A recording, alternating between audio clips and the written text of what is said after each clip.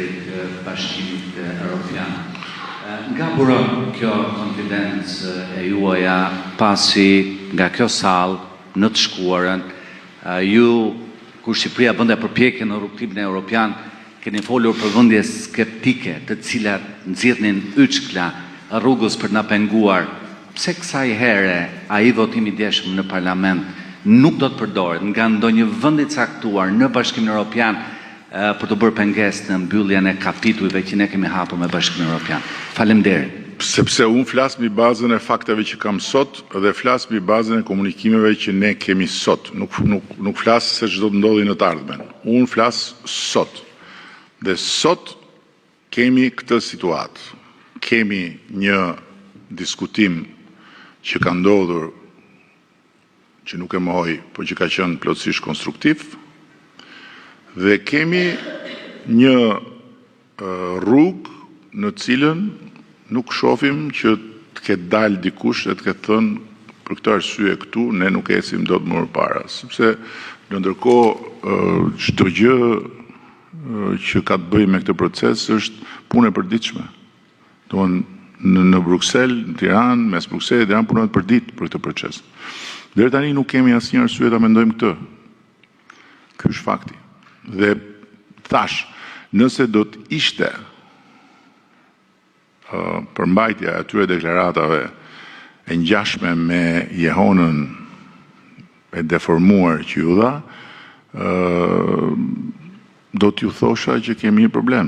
Por nëse qëllimi i atyre deklaratave do të ishte ajo që tha jehona, deklaratat do ta thoshin vetë, nuk do prisnin që t'ja u përkthenin në qimbellinë të medias shqiptare. Greta Bullari, televizioni ABC News. Zoti Kryeministër, të mërkurën ju pritet në godinën qeveritare dhe ambasadorin e Shteteve të Bashkuara të Amerikës në Athinë. Cila ishte arsyeja e vizitës së saj dhe nëse mund të ndani diçka nga biseda me të apo diskutime që zhvilluat? Faleminderit. Ambasadori ka ardhur për të bërë një takim, njohje, për diskutuar për disa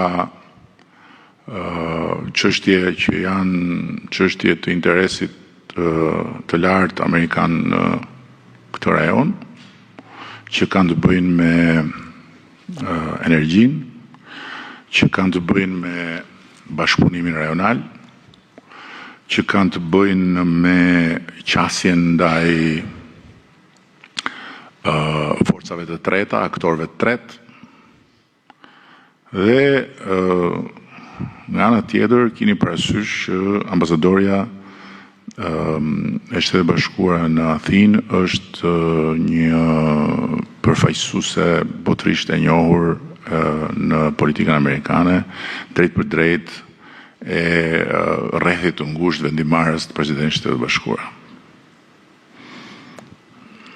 Zoti Rama, ju thoni që nuk ka ndryshim vullneti dhe nga ana e Bashkimit Evropian nuk keni pasur deri tani asnjë sinjal që mund të kenë ata një qasje ndryshe. Por ndërkohë, edhe pse vetëm 2 muaj në fakt kanë kaluar nga ky vit që ka 12 muaj, nuk ka ende sinjale që mund të ketë një konferencë për mbylljen e ndonjërit prej grup kapitujve të hapur dhe kryenegociatorja ka deklaruar në një konferencë për shtyp që 2026 do të jetë dhe viti ku do të mbyllen minimalisht gjysma e kapitujve të hapur. Dhe pyetja tjetër që lidhet po me këtë qasje.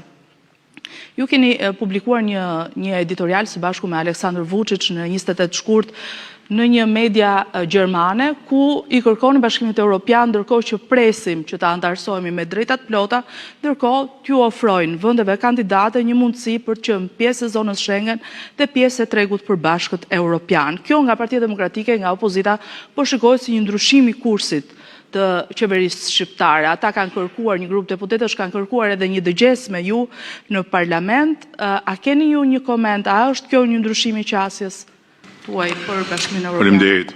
Spari nuk ka pasur, se mbyllja e kapitujve është një plan i